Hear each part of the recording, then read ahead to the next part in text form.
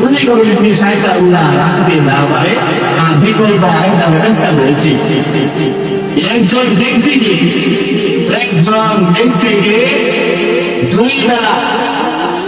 পানি করবে একজন ব্যক্তিকে দুই বেলা পানি করবে 60 মিনিট একজন ব্যক্তিকে দুই বেলা পানি করবে 60 মিনিট জন ব্যক্তিকে নয় তো আগে 60 জন ব্যক্তিকে তাহলে পারবে নিব না